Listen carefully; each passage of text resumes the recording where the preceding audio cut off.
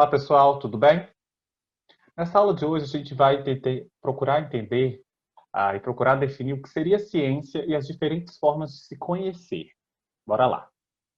Bom, a primeira pergunta que a gente procura responder é o que seria ciência? A ciência ela pode receber duas classificações, tá? Como formas de se defini-la. No sentido amplo, ciência é dita como sendo conhecimento.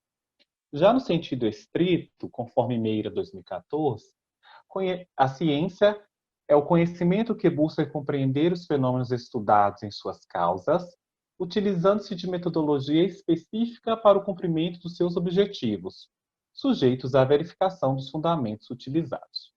Então, aqui a gente encontra algumas características da ciência no sentido estrito. A primeira dela é a ciência está interessada na busca pela resposta das causas de um determinado fenômeno ocorrer de um jeito ou de outro. Então, ela procura responder quais são as causas e os porquês desses fenômenos. Para tanto, para chegar a essas respostas, ela lança a mão de metodologias específicas, dos ditos métodos científicos que serão abordados dentro dessa disciplina. Bom, além disso, os resultados obtidos por meio do desenvolvimento de uma pesquisa científica, eles são passíveis de verificação dos fundamentos utilizados. Então, é o princípio da verificabilidade da ciência. Bom, Marconi e Lakatos, 2009, definem ciência como uma sistematização de conhecimentos, um conjunto de conhecimentos logicamente correlacionados sobre o comportamento de certos fenômenos que se deseja estudar. Citando Trujillo Ferrari, que diz o seguinte: a ciência é todo um conjunto de atitudes e atividades racionais, dirigidas ao sistemático conhecimento com objetivo limitado, capaz de ser submetido à verificação. Então, aqui eles trazem algumas outras características do conhecimento científico, que é ser racional e ser sistemático. Bom, então o conhecimento científico tem por características ser real ou factual, uma vez que lida com ocorrências reais ou fatos, contingente, pois suas proposições ou hipóteses têm sua veracidade ou falsidade conhecida através da experiência e não apenas pela razão, o que acontece dentro do conhecimento filosófico. O conhecimento científico é sistemático, já que trata de um saber ordenado logicamente, formando um sistema de ideias, teoria, e não apenas conhecimentos dispersos e desconexos.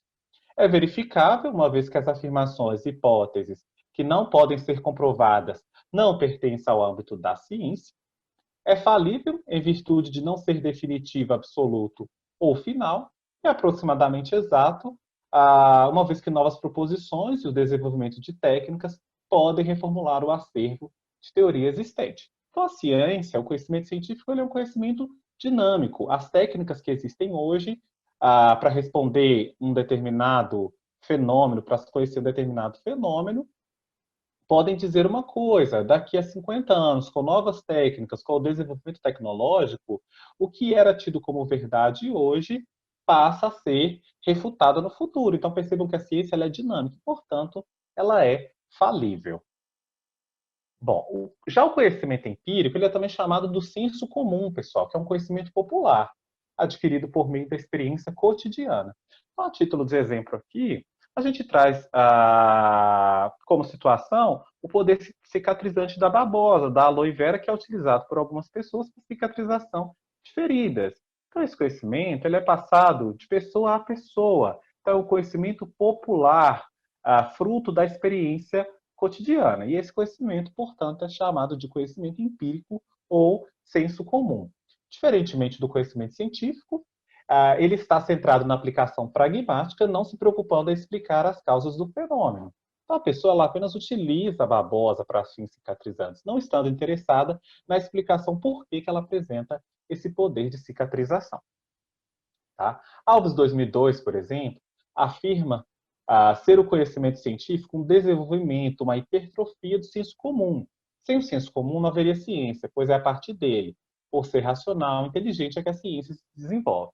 Então, muitas das pesquisas que são conduzidas dentro do meio científico, dentro do meio acadêmico, partem de observações de conhecimento popular. Então, esse poder cicatrizante da babosa provavelmente já foi estudado quais são os componentes pertencentes à, à babosa que fazem com que atue dessa forma no organismo. Tá? Então, é uma, de certa forma, um desenvolvimento, uma hipertrofia, conforme afirma Alves, 2002, do senso comum. Bom, o senso comum ou conhecimento empírico, ele é dito valorativo, pois se fundamenta numa seleção operada com base em estados de ânimos e emoções, em que os valores do sujeito impregnam o objeto conhecido, uma vez que ele é fruto da experiência cotidiana, subjetiva de cada um. Ele é reflexivo, estando limitado pela familiaridade com o objeto, não podendo ser reduzido a uma formulação geral. Ele é assistemático, baseia-se na organização particular das experiências próprias do sujeito, e não em uma sistematização das ideias. Verificável, porque diz respeito àquilo que se pode perceber no dia a dia, e falível e inexato, pois se conforma com a aparência e com o que se ouviu dizer a respeito de um objeto. Bom, o terceiro tipo de conhecimento que a gente vai estudar, está ficando repetitivo, é o conhecimento teológico. Tá? A teologia, ou conhecimento religioso, estuda os conhecimentos apresentados de uma revelação divina e parte do pressuposto que Deus se revela nas Escrituras. E o seu desafio, portanto, é aprender o conteúdo do texto sagrado. O conhecimento teológico também não pode ser considerado irracional. Então, o conhecimento teológico é um conhecimento racional, fruto da apreensão, do entendimento do texto sagrado, através do qual a figura divina se revela, que no caso aqui seria Deus. A autenticidade de textos bíblicos, por exemplo, tem sido afirmadas do ponto de vista de arqueologia e da história. Tá? Então, percebam que ele é uma forma de conhecimento racional e não irracional, como se costuma pensar, tá? Bom, o conhecimento teológico, ele é dito valorativo, pois se apoia em doutrinas que contêm proposições sagradas. Ele é inspiracional, reveladas pelo sobrenatural. Sistemático, sendo o conhecimento sistemático do mundo, como obra de um criador divino. Não verificável, implícita, uma atitude de fé perante o conhecimento revelado, e infalível e exato. Por esse motivo, tais verdades são consideradas infalíveis e indiscutíveis. Tá? A última forma de conhecimento que a gente vai tratar é o conhecimento filosófico, que procura explicar o mundo, o homem e suas relações. Tem como instrumento único o raciocínio. Então, a base do conhecimento filosófico é o raciocínio. Ultrapassa os limites do conhecimento científico por ser especulativo e não ter o propósito de verificar e demonstrar de forma concreta a realidade. As suas classificações são valorativo, pois seu ponto de partida consiste em hipóteses que não poderão ser submetidas à observação. É racional, em virtude de consistir num conjunto de enunciados logicamente correlacionados. É sistemático, pois suas hipóteses e enunciados visam uma representação coerente da realidade estudada, numa tentativa de apreendê-la em sua totalidade.